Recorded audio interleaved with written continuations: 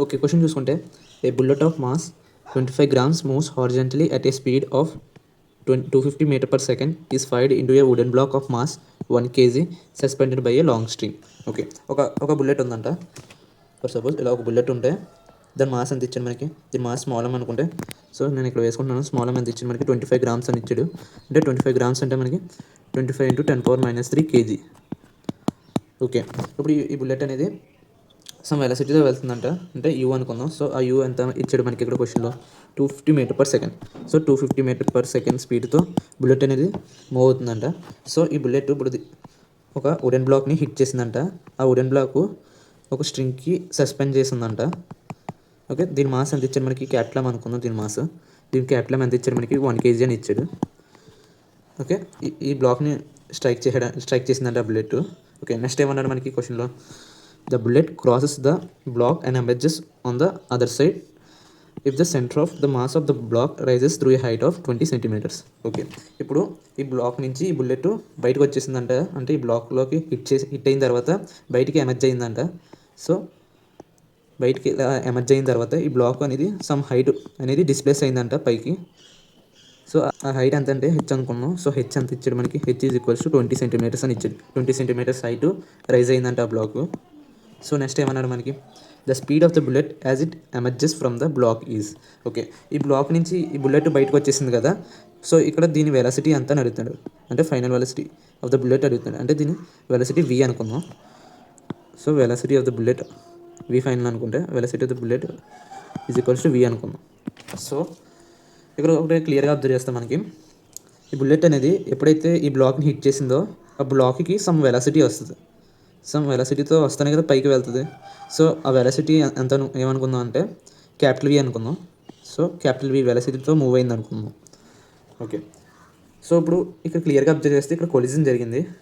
So నేను collision టైప్లో చెప్తాను ఇప్పుడు చూడండి. సో ఫర్ ఇనిషియల్గా మనకి ఇది బుల్లెట్ అనుకుంటాం. మనకి ఇది బుల్లెట్. సో దీని మాస్ ఎంత? స్మాల్ ఎమ్ అనుకుందాం కదా.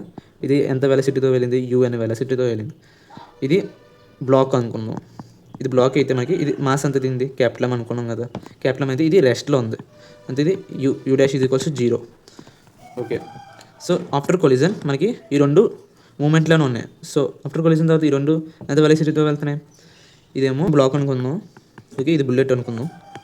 సో ఇది బ్లాక్ ఎంత వెలాసిటీతో వెళ్తుంది? క్యాపిటల్ వి వెలాసిటీతో వెళ్తుంది. బుల్లెట్ ఎంత వెలాసిటీతో వెళ్తుంది? స్మాల్ వి వెలాసిటీతో వెళ్తుంది. సో ఇక్కడ మనకి మొమెంటం అనేది కన్సర్వ్ అవుతుంది.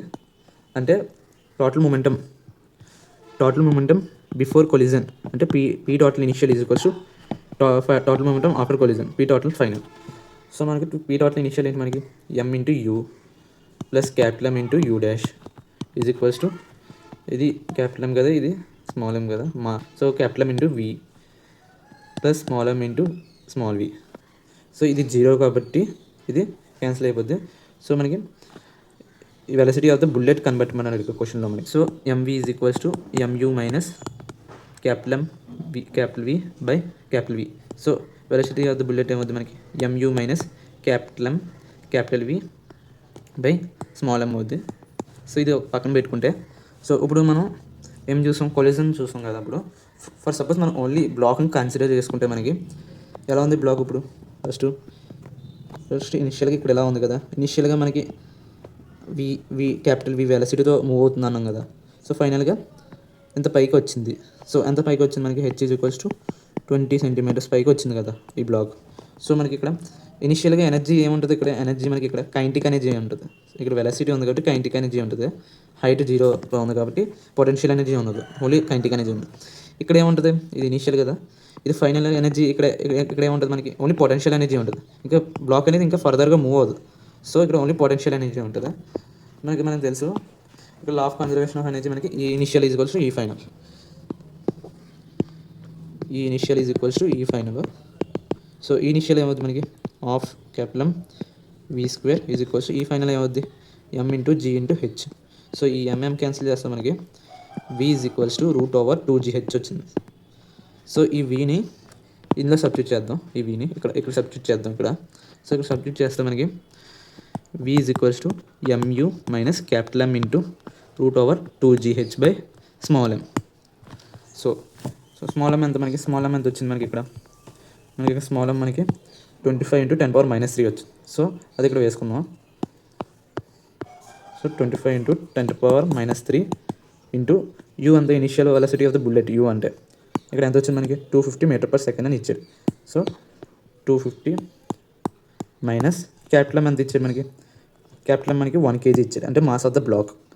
సో 1 × √2 × g ఎంత అంటే 10 తీసుకుందాం. హెచ్ ఎంత హైట్ రైజ్ అయింది మనకి 20 cm హైట్ రైజ్ అయిందంట. సో 20 cm అంటే దీన్ని ఎలా రాసుకోవచ్చు మనం, 20 × 10⁻²² మీటర్స్ కింద రాసుకోవచ్చు కదా. సో మనం దాన్ని మీటర్స్ కింద కన్వర్ట్ చేసుకున్నాం. సో ఇక్కడ ఏమైంది 20 × 10⁻² బై స్మాల్ ఎమ్ అంటే ఏంటి మనకి 25 × 10⁻³. సో దట్ ఈక్వల్స్ టు ఇప్పుడు ఏమవుతుంది మనకి 625 × 10⁻² అవుద్ది మైనస్ √, ఈ 10 ఇది 10⁻² కదా, ఈ 10⁻², ఈ 10 క్యాన్సిల్ చేస్తే మనకి √4 వస్తుంది బై 25 × 10⁻³ ఇక్కడ ఏమవుతుంది, ఇక్కడ ఇది 10⁻² ఇంటూ చేస్తే మనకి 6.25 వస్తుంది, -2 అవుద్ది బై 25 × 10⁻³ సో 6.25 - 2 ఏమవుద్ది మనకి 4.25 బై 25 × 10⁻³ సో 10⁻³ పైకి పంపిస్తే మనకి 4250 వస్తుంది బై 25 5 టైమ్స్లో 5 టైమ్స్ వద్ది, ఇది ఇక్కడ 5 8s 5 5s 0s. సో ఈ 5 ఇక్కడ ఎంత అవుద్ది 170. సో ఫైనల్గా మనకి వెలాసిటీ ఆఫ్ ద బుల్లెట్ వచ్చింది, that equals to 170 m/s. Okay, మనకి ఇచ్చిన ఆప్షన్లో option D is correct. Thank you.